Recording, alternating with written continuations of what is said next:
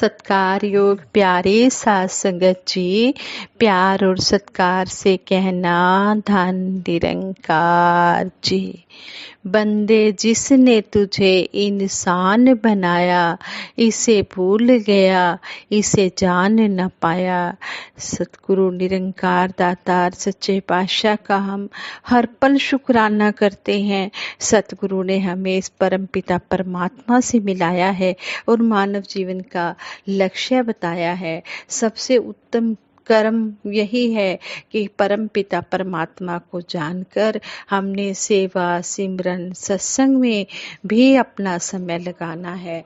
गृहस्थी के काम भी करने हैं और ये काम भी करना है, सत्संग सेवा सिमरन। सतगुरु हमें ये बताते हैं और इसके लिए हमें सतगुरु ही समय भी देते हैं। इसलिए हम कभी भी सत्संग सेवा सिमरन के प्रति कोई बहाना ना बनाएं कि हमारे पास समय नहीं है। समय तो सतगुरु देता है जब हमारे मन में भाव जागता है। साथ संगत जी, आज दासी सर्वोत्तम कर्म, सबसे उत्तम कर्म क्या है, इसी पर आधारित आप जी के चरणों में विचार शेयर करने जा रही है। आप जी परवान करें, अगर कोई गलती हो जाए तो क्षमा करें। साथ संगत जी कहते हैं, एक अमीर व्यक्ति के 3 बेटे थे। जब वह अमीर व्यक्ति बुजुर्ग हो गया तो उसने अपनी संपत्ति उन तीनों बेटों में बराबर बराबर बांट दी और दूसरी संपत्ति बांटने के बाद उसके पास एक बहुमूल्य हीरा बच गया। अपने बेटों को वह हीरा दिखाते हुए उसने कहा, यह हीरा उसे दिया जाएगा जो सबसे उत्तम कर्म करेगा। तुम तीनों 1 महीने के बाद आकर मुझे अपने द्वारा किए गए उत्तम कर्मों के विषय में बताना। जिसका कर्म सबसे उत्तम होगा, यह हीरा उसे मिल जाएगा। 1 महीने के बाद तीनों भाई अपने पिता के पास पहुँचे। पिता के पूछने पर पहले बेटे ने बताया, एक व्यक्ति मेरे पास 500 मोहरें रख गया था। जब उसने मोहरें मुझे दी थी उस समय कोई दूसरा व्यक्ति वहां उपस्थित नहीं था। मैं चाहता तो इस बात से मुकर सकता था, लेकिन मैंने ऐसा नहीं किया। पिछले सप्ताह जब वह व्यक्ति मोहरें वापस मांगने आया तो मैंने वे मोहरें उसे ज्यों की त्यों लौटा दी। बेटे की बात सुनकर पिता ने कहा, बेटा तुमने मोहरें लौटाकर अच्छा काम किया है। यदि सभी व्यक्ति ऐसे ही ईमानदारी से काम करें तो मानव समाज अनेकों बुराइयों से बच सकता है। निश्चय ही तुम्हारा यह कर्म उत्तम है, लेकिन यह सबसे उत्तम कर्म नहीं है। फिर उस अमीर व्यक्ति ने अपने दूसरे बेटे की ओर इशारा करते हुए पूछा। उस बेटे ने बताया, कुछ दिनों पहले मैं घूमता हुआ तालाब की ओर चला गया था। वहां एक स्त्री नदी के किनारे बैठी हुई कपड़े धो रही थी। पास ही उसका छोटा सा बच्चा खेल रहा था। खेलते खेलते उसका बच्चा तालाब में जा गिरा। बच्चे को तालाब में गिरा देखकर वह स्त्री रोने चिल्लाने लगी। उस समय मैंने बहुत कीमती कपड़े पहन रखे थे, लेकिन उन कीमती कपड़ों की परवाह न करते हुए मैं एकदम से तालाब में कूद पड़ा। पानी काफी गहरा था, लेकिन जान की भी चिंता न करते हुए मैं तैरता चला गया और उस बच्चे को सुरक्षित निकाल कर ले आया। यदि मैं उस बच्चे को तालाब से ना निकालता तो अवश्य ही उस बच्चे की मृत्यु हो जाती। दूसरे बेटे की बात सुनकर पिता ने कहा, उस अबोध बालक को बचाकर तुमने बहुत अच्छा काम किया है। निश्चय ही दया करना उत्तम कर्म है, लेकिन उसे सर्वोत्तम कर्म नहीं कहा जा सकता, क्योंकि ऐसा करके तुमने अपने मानवीय कर्तव्य का पालन ही किया है। कर्तव्य का पालन करके हम किसी पर एहसान नहीं करते, हमें अपने कर्तव्य का पालन करना ही चाहिए। अब तीसरे बेटे की बारी थी। उसने बताया, पिताजी, कल मैं घूमने के लिए समुंदर के किनारे पर गया था। वहां मैं काफी देर घूमता रहा। जब मैं घर से गया था तो मौसम साफ था, लेकिन वहां पर कुछ देर घूमने के बाद मैंने देखा कि बादल घिर आए थे। उसके साथ ही समुंदर में कुछ तूफान सा भी उठता दिखाई दिया। मौसम खराब होता देखकर मैंने वापस लौटने का फैसला किया। तभी मैंने देखा कि समुंदर के किनारे पर कोई व्यक्ति गिरा पड़ा था। मैं एकदम उसके पास गया। वह व्यक्ति बेहोश अवस्था में था। उस व्यक्ति के चेहरे की ओर देखते ही मैं परेशान हो गया, क्योंकि वह व्यक्ति मेरा दुश्मन था। यह कई बार मुझे नुकसान पहुंचा चुका था।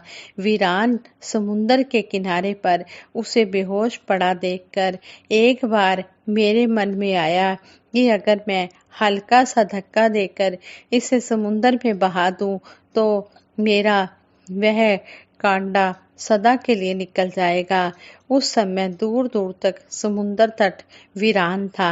यदि मैं उसे समुंदर में धक्का दे देता तो किसी को पता भी ना चलता, लेकिन मेरी अंतरात्मा ने मुझे ऐसा करने के लिए रोक दिया था। मेरी अंतरात्मा में मुझे ऐसा दिखा, मेरी आत्मा ने मुझे धिक्कारा। मैंने सोचा कि दुश्मनी का बदला दुश्मनी से तो जानवर भी दे देते हैं। यदि मैंने भी इसके साथ दुश्मनी ही निभाई तो मुझ में और जानवर में क्या फर्क रह जाएगा। इस समय इस व्यक्ति को मेरी मदद की जरूरत है। मुझे इसे यहाँ से ले चलना चाहिए, वरना समुंदर की लहरें इसे बहाकर ले जाएंगी। ऐसा सोचकर मैंने उसे उठाया और अपनी गाड़ी में डालकर अपने घर ले आया। वहां मैंने डॉक्टर को बुलाकर उसका इलाज करवाया। बेहोशी अवस्था टूटने के बाद जब उसे होश आया तो मैं उसे अपनी गाड़ी में बिठाकर उसके घर छोड़ आया। तीसरे बेटे की बात सुनकर उस बुजुर्ग की आंखें खुशी से चमकने लगी। उसने हीरा उसके हाथों में रखते हुए कहा, बुरे के साथ भी भलाई करना ही सबसे उत्तम कर्म है। तुम ही इस हीरे के वास्तविक अधिकारी हो। एक पल रुककर उसने बारी बारी से अपने दोनों बेटों के चेहरों पर नजर डाली, फिर बोला, तुम्हारे भाई ने अपने दुश्मन को माफ ही नहीं किया, बल्कि उसकी सहायता भी की है, उसकी भलाई भी की है। माफी हर मानव का फर्ज है। यदि वह केवल माफ करता तो अपने कर्तव्य का पालन करता, लेकिन इसने माफ करने के अतिरिक्त अपने दुश्मन की भलाई भी की। दुश्मन को माफ करना कर्तव्य होने के कारण उत्तम कर्म है, लेकिन दुश्मन का भी भला करना सबसे उत्तम कर्म है। परमात्मा ने हमें सर्वोत्तम मानव योनि में जन्म दिया है। इस जन्म में हमसे सबसे उत्तम कर्म की ही आशा की जाती है। कहते हैं, बुरिया नाल सब बुरा करेंदे, माफ करन कई सियाने, बुरिया नाल भी नेकी करनी, ए गुरु नानक जाने। कहते हैं कि बुरों के साथ बुरा भी हर कोई कर लेता है, अच्छों के साथ अच्छा भी कर लेता है, लेकिन जो बुरों के साथ अच्छा करता है, कहते हैं कि वही गुरु की शिक्षा पर चल रहा होता है, वही सबसे उत्तम कर्म होता है। हम सतगुरु के चरणों में यही आशीर्वाद मांगते हैं, हे सच्चे पातशाह, हमें सुमत देना, हम हमेशा अच्छे ही काम करें और सभी में हम परमपिता परमात्मा का रूप देखते हुए सभी का आदर सत्कार करते चले जाएं। ना कोई वैरी ना ही बेगाना, सगल संग हमको बनाए। सतगुरु ने जब हमें ब्रह्म ज्ञान दिया तो सतगुरु ने हमें यही समझाया है कि ना कोई वैरी है ना कोई बेगाना है, सभी अपने हैं, सारा संसार अपना है। हमने सारे संसार को अपना परिवार मानते हुए हर एक में इस परमपिता परमात्मा की ज्योति देखते हुए हर एक घट का आदर सत्कार करना है। हर एक में इस ईश्वर का रूप है। तो संपूर्ण अवतार बानी में शहंशाह बाबा अवतार सिंह जी महाराज भी हमें समझा रहे हैं, जिस जोत दा अंश है बंदे इस जोत नू जानते सही, जिस दियां दित्तियां दातां वरते ऐसे मालिक नू पहचानते सही, कि ऐसे मालिक की तू पहचान तो कर ले जिसकी ज्योति का तू अंश है, जिसकी ज्योति का अंश तेरे अंदर विराजमान है। ये ज्योति का अंश किसने तेरे अंदर रखा है, किसने ये आत्मा रूप में अंश रखा है, इस ज्योति की पहचान तो कर ले जिस मालिक ने ये ज्योति तेरे अंदर रखी है। इस तरह हमें सतगुरु समझा रहे हैं और मानव जीवन सफल करने के लिए सभी को आवाज दे रहे हैं कि मानव जीवन को सफल बना लो। ये मनुष्य जन्म जो है बार बार मिलने वाला नहीं है, ये 84 लाख योनियों के बाद मिलता है। इसलिए इस मानव जीवन की कदर समय रहते कर लें। समय जब बीत जाता है फिर कुछ भी हाथ नहीं आता है। फिर तो कहते हैं कि मैं ये कर लूँ, मैं वो कर लूँ, ये कहने से बात नहीं बनती। बात तभी बनती है जब उस बात को कर्म रूप में लाया जाता है। सतगुरु हमें बार बार कर्म करने पर जोर दे रहे हैं, कह रहे हैं कि कर्म करने से ही बात बनेगी, खाली बातों से बात बनने वाली नहीं है। जिस तरह हमारे आगे खाना पड़ा होता है, रोटी पड़ी होती है, रोटी रोटी रोटी हम सिमरते जाएंगे और रोटी को हम मुंह में नहीं डालेंगे, गले से नीचे नहीं उतारेंगे, हमारे पेट में रोटी नहीं जाएगी, तो हमारी जो भूख है वो मिटने वाली नहीं है। इसी तरह कहते हैं कि परम पिता परमात्मा का केवल नाम लेने से बात बनने वाली नहीं है। जब तक इस परम पिता परमात्मा को देखा नहीं, जाना नहीं, इसके साथ अपना प्यार नहीं बनाया, इसका सिमरन नहीं किया, सेवा नहीं की संतों की और सत्संग संतों का संग नहीं किया, तब तक पार उतारा होने वाला नहीं है। संतों महापुरुषों का संग करने से, वचन सुनने से, सुनाने से और कर्म में लाने से ही बात बनने वाली है। साधु का जो बोल भी आए सुनना और सुनाना है। शहंशाह जी शब्द द्वारा भी हमें समझा रहे हैं कि संतों महापुरुषों के जो भी वचन आए उनको हमने अपने मन द्वारा सुनना है और कर्म द्वारा सुनाना है। साधु का जो बोल भी आए सुनना और सुनाना है।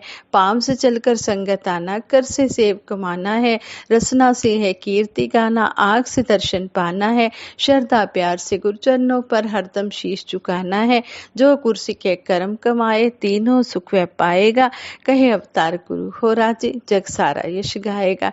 कितना सुंदर यहाँ भी समझा दिया गया है कि हमने हाथों से सेवा करनी है, आंखों से गुरु दर्शन दीदार, संतों का दीदार, संतों के दर्शन करने हैं, गुरु के दर्शन करने हैं और हमने पाँव से सत्संग में आना है, हाथों से सेवा कमानी है, जीवा से हमने गुण गाने हैं। जो कुर्सी के कर्म कमाता है वह तीनों सुख पा लेता है, फिर उसे किसी प्रकार की कोई कमी नहीं आती है। ऐसे कुर्सी का लोग सुखी पर लोग सुहेला हो जाता है। खाली बोल मेरे रह जाने बोलना, इना बोला उत्ते आ जाए जिंदगी नु तोलना। आज के जो विचारों का टॉपिक है वो यही समझाया गया है कि खाली बोलो से बात बनने वाली नहीं है। बात तभी बनेगी जब हम बोलो के अनुसार अपने कर्म करते चले जाएंगे। सतगुरु ऐसी बनूं मैं निरंकारी, जाने कर्मों से दुनिया सारी है। सच्चे पातशाह हम ऐसे निरंकारी बने कि हमारे कर्मों से ही हमारी पहचान हो कि हम निरंकारी हैं। आओ दातार के चरणों में सबके भले की कामना करते हुए अरदास करते हैं, सिमरन करते हैं। तू ही निरंकार मैं तेरी शरण हाँ मैनू बख्श लो, तू ही निरंकार मैं तेरी शरण हाँ मैनू बख्श लो, तू ही निरंकार मैं तेरी शरण हाँ मैनू बख्श लो, तू ही निरंकार मैं तेरी शरण हाँ मैनू बख्श लो। बोलिए सतगुरु माता सुदीक्षा सविंदर हरदेव जी महाराज की जय। निरंकारी राज माता गुरु बचन अवतार की जय। साथ संगत जी बड़े प्रेम से कहना धन निरंकार जी।